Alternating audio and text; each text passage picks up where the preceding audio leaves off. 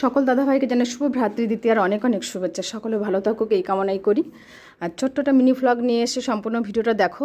আমাদের বাড়ির ভাইফোঁটা কেমন হলো তারই একটা ছোট্ট ভিডিও।